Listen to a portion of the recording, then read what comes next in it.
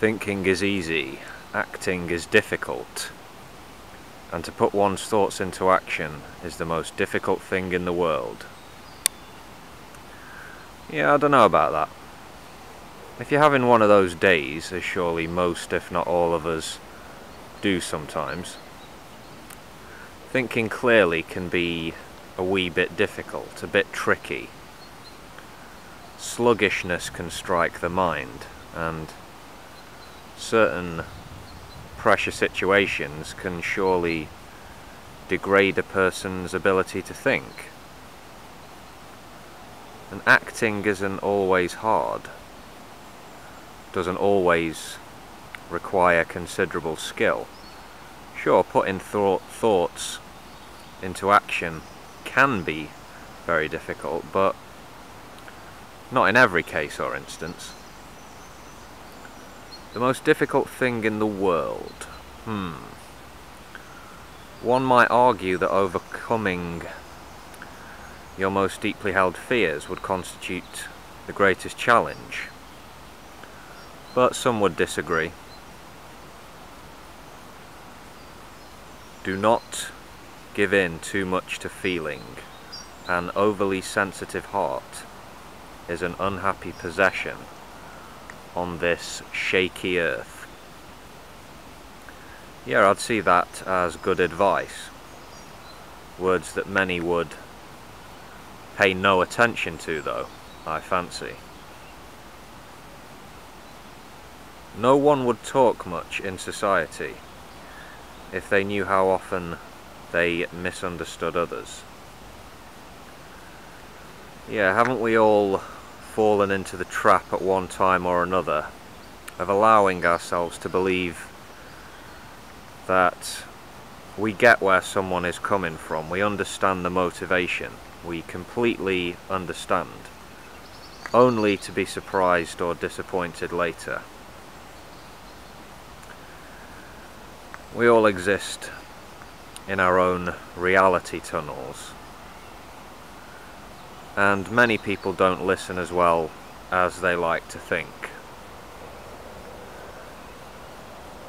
Magic is believing in yourself. If you can do that, you can make anything happen. No and no. No, Johann. Belief is not enough in itself. Training and talent are essential to many fields of endeavour. I understand that this quote is supposed to be motivational, inspirational. It's a childlike assertion or claim. It's the kind of line motivational speakers will trot out at the conclusion of a speech in front of an assembly hall of 12 or 13-year-old girls and boys. Yeah. None are more hopelessly enslaved than those who falsely believe they are free. If that line doesn't make you think about your own beliefs, about your own principles, and about your society, as well as the things you value and hold dear, well, let's just say it's dangerous to live an unexamined life.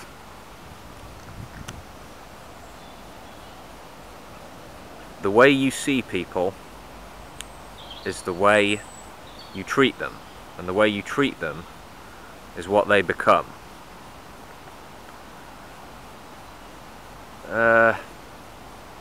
No, you can be treated as if you were stupid and or incompetent. Doesn't mean you are or will become either of those things necessarily. Personally, I try to treat folks in an even-handed way. Some people I get on with, some not so much. I understand that my view of a person is just that, a view, among many views. people can be surprising, and there can be a striking difference between a public and a private personality. And of course, people change over time, not necessarily because of the manner in which certain people treat them, but just because change is inevitable. You don't have to become the things people believe you to be. Hatred is something peculiar.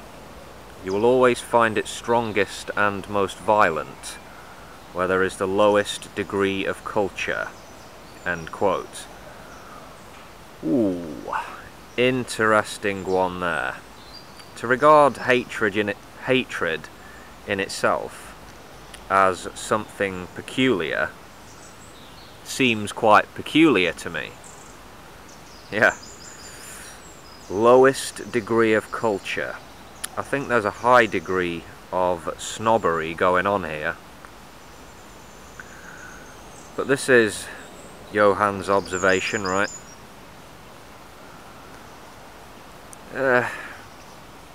Rich, poor, any nation, any culture, you will find hatred of some kind. And of course, you will also find love. Nothing shows a man's character more than what he laughs at. Yeah. What about the things which make him angry, or the things which make him cry, or the things which arouse his intellectual curiosity? Is a person's sense of humour really the most revealing aspect of their character, I ask? Maybe you can get to work on that one in the comments, folks. Let everyone sweep in front of his own door, and the whole world will be clean. Rough translation: clean up your own shit, lazy peasants.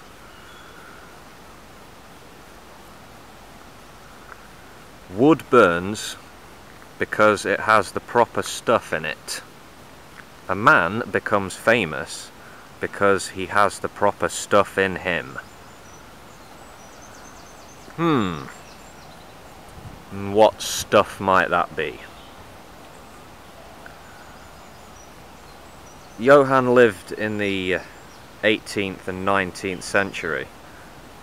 I find myself wondering with this philosopher, as with many other long time dead individuals, what would they make of the 21st century?